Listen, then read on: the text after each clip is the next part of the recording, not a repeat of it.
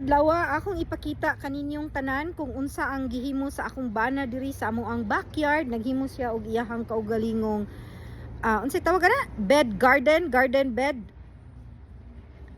Raised garden. Ha? Raised garden. Oh, mo daw to siya tawag. Oh, sige. Nara oh. Kana daw. Only in Canada. Okay, kung sa Pinas na siya, dinha unta na diretso sa Utah, di ba? Oh, pero kay naaman ta dinhi sa Canada, so improvise na. Inana siya ka plaster. Og naghimo siya og iyahang para katayanan daw kuno na sa iyahang unsa na? Kalabasa. Nana daw siya kalabasa. Look. Look. Look. Kalabasa. O gibali na niya og patubo ha. Kita ninyo? Ana oh.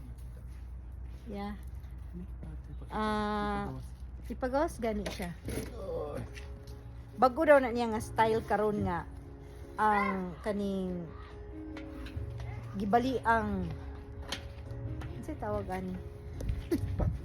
Ang pat kay ina na. Ina din siya ang resulta.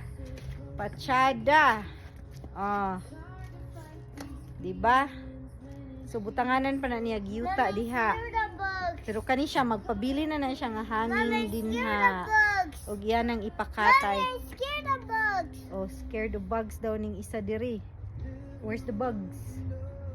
In the box. In the box. There's a bugs in the box. Okay. So later on, ako na ipakita kung unsa na itsura sa iyahang garden diha.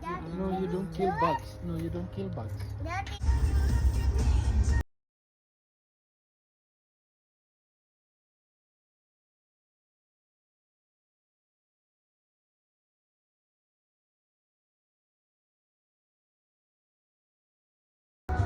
Nana, nahumana ang iyahang raised bed sa iyahang mga tanom. Iyan ang itong ibawhin iyahang tanom nga tuwa dito sa sulod sa balay.